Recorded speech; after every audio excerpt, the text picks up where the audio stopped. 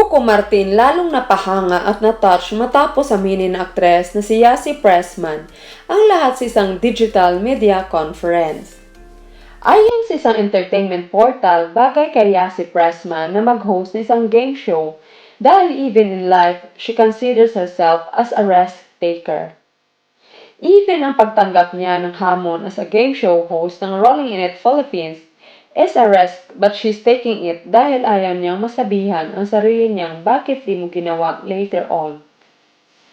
I am a risk taker, direktang sabi ni Yasi during the digital conference of Rolling in It Philippines kamakailan lang.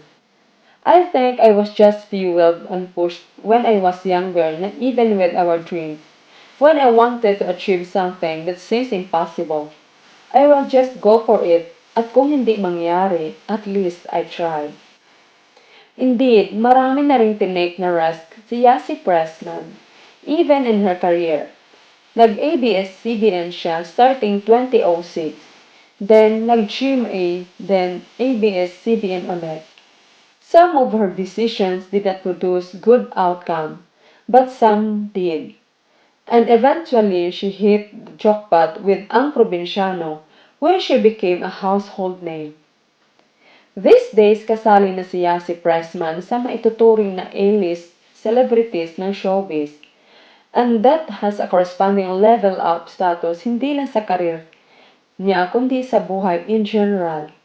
Thanks to the risks she took at sa pagsusugal din ng ilang tao sa kanya, she is where she is now. Gayunpaman, aminado si Yasi Pressman that the road to her and now wasn't an easy one to traverse. Mukha siyang sosyal dahil Inglesera, pero dumaan din si Yasi at ang pamilya niya sa financially challenged year, at ito ang ilan sa mga binalikan niya during the Rolling in It Philippines Digital Conference. Hindi man daw sila mayaman noon, busog naman daw sila sa pagmamahalan. And that also left us to just focusing on what we have more than what we don't have. Pagpapatuloy ni Yasi. And at time po, financially we were not stable as well. We get to appreciate so many things in life. You know, these little things you get socks. You're so happy. Ayon pa sa actress, we barely changed shoes for school. Alam mo yun, pero I never felt that when I was younger. Because of the love that was provided by my father and my sister. Kaya I was still lucky. I would say I was still very lucky. But dahil nga fate had grander plans for her, kaya naman ang laki ng ininunlad ng buhay ni Yasi Pressman. And this time, through Rolling in It Philippines, siya naman ang mamahagi ng luck sa mga napiling contestant. Starting June 5, magkakaalaman kung may ngingitian din ng swerte at makakapag-uwi ng as big as 2 million pesos pa-premyo ng Rolling in It Philippines na mapapanood sa TV5. Gayunpaman lalong humanga ang aktor sa aktres.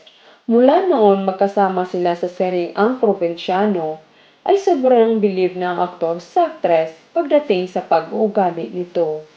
Ayon sa kanya, walang kaere sa katawan ang dalaga. Kaya hindi siya nagsisisi na kinuha niya na leading lady ang actress noon. Kasi deserve niya ang lahat na tinatamasa niya ngayon.